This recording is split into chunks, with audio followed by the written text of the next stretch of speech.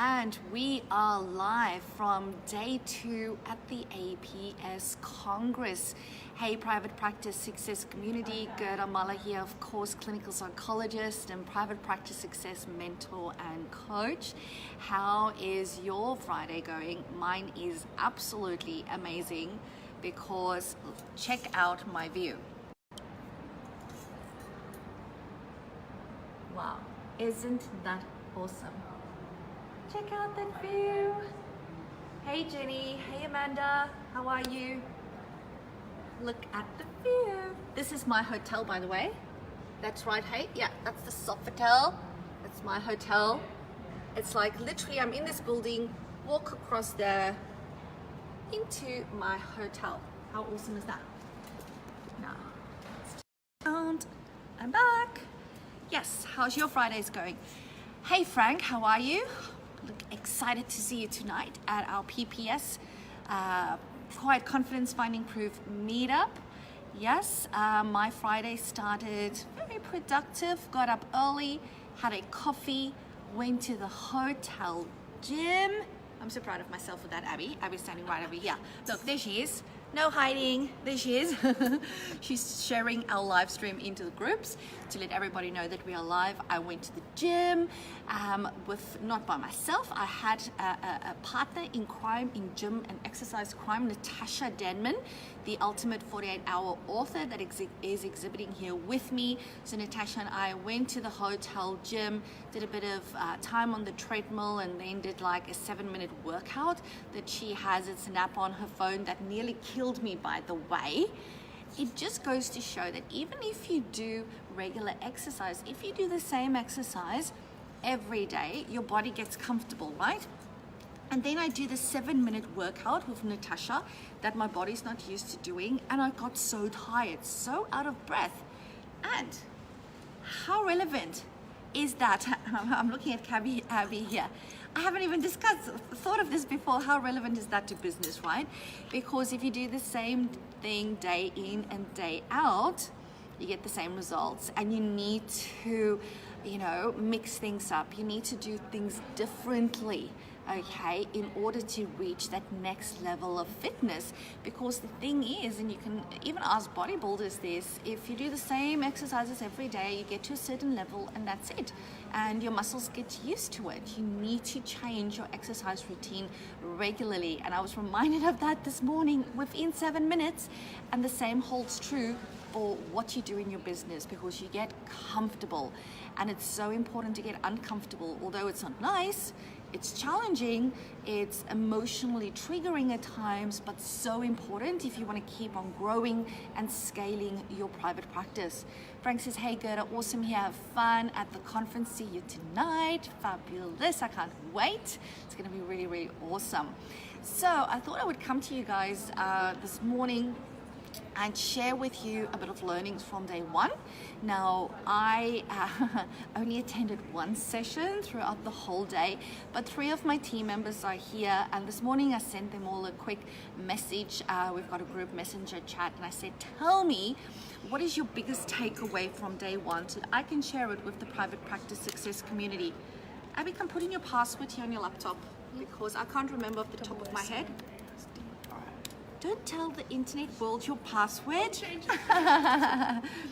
And they messaged me back. So they got my audio message on Facebook Messenger whilst they were having breakfast this morning, and then they typed up a response that I want to share with you guys. So I'm reading it here from Abby's laptop. So first takeaway from day 1 is from Jared. So Jared is one of my associate psychologists at the practice. He works predominantly at our Kapalaba practice, seeing kids. So he's basically a child and adolescent psychologist. He can also see adults, of course. Jared attended yesterday the pluralistic workshop. And his biggest takeaway was that one size does not fit all. And I think it's so important for us to be reminded of that, right? That yes, you're gonna have your go-to skills, you're gonna have your go-to theoretical frameworks, whether that is CBT, acceptance and commitment therapy, transactional analysis, DBT, whatever it is that you do and that you love to do, but it's still always asking that question, is this the right fit for this client? Or maybe what I need to do is adjust the way that I'm going to implement my CBT or my DBT or my TA or whatever it is that I do. Hey Monique, thanks for hopping on. Hope Brisbane is as lovely as Sydney is today. And then Jared goes on to say, including the importance of shared collaboration with the client to identify what will work for them at each stage of therapy. And I actually just earlier on attended the first session for day 2 on, what was the title? It was basically on, ethical boundaries, regulations, all of that type of stuff. And something that came up was the importance of client-centered care. And I think that is also what Jared is alluding to here, in terms of that the client needs to be an active participant in their own treatment, right? Yes, you are the professional, you look at what they come in with, you do your case formulation, and especially if you've been doing this for a long time, you go blah blah blah blah blah, this is what this person needs, and in your mind you already have the whole treatment plan laid out, but you still need to get the consumer, which is your client, to become an active partner in that process and give them choice in that as well. So that is so important. So that was Jared's learning from day 1. Adam's learning. So Adam is my clinical team leader. What does that mean? It means that although he still sees clients, he's also a child and adolescent psychologist that dabbles in adults every now and then as well. He actually supervises my clinical team. So he is responsible for providing all the supervision at the practice, the peer supervision, and he also facilitates and runs our bi-monthly team meetings that we do. So Adam said the importance of creating an environment of trust and support in supervision for it to be maximally effective. So obviously you can start to see here in terms of what these guys attended, because they're attending the streams that align with their roles, and he is a supervisor, so he attended something around that, which is so important. Adam goes on to say that people need to feel safe to absorb the feedback that you're giving to them in supervision in order to use that to grow, right? Because if they don't feel safe to get maybe constructive feedback, they're just going to get defensive because they're going to get triggered. So that relationship in supervision is so important.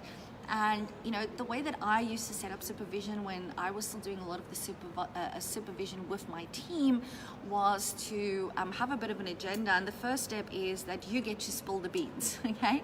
So if you are the supervisor, come in and just spill the beans, get it all out. And then the second step is for me to spill the beans and really to create that atmosphere of mutual feedback, that I'm happy to get as much feedback from you as possible, good, bad, ugly, indifferent, doesn't matter. But you also need to be willing to take that from me, right? And it's all about that clear, candid communication, but within an empathic, supportive relationship where the goal is ultimately to grow and to develop, because we're here to help and support one another. So I really love that. And yes, Chelsea. So Chelsea is my principal psychologist, and I laughed when she gave me this feedback yesterday already, actually, because I wanted to attend the workshop on NDIS, and then I got distracted live streaming here to you guys yesterday. That's what we did when NDIS workshop was on. But luckily she attended it, and so the short of it is she walked into the workshop thinking, yes, I can make NDIS work at the practice, all of that type of stuff. It's going to be amazing, because remember guys, NDIS just rolled out in Brisbane in July this year, July 2018. So we're like one of the last sites or areas where it's being rolled out. And she left the workshop going, I don't think it's going to be financially viable for us. Okay, and I'm going, why am I not surprised? Because that's what's happening at the moment, right? And to use her words in here, she says, mine was NDIS and the upcoming changes making it not viable and not cost effective to register for us. And you know, it's so annoying. NDIS is meant to be there to help people, and if providers can't jump through all the hoops, and it's so expensive. It's like it's literally thousands of dollars if you have a company. So although we've got a private practice, you know, we're not a huge organization, but we are registered as a company so that we can employ people and subcontract people, you know, and do all the right things from a legal perspective.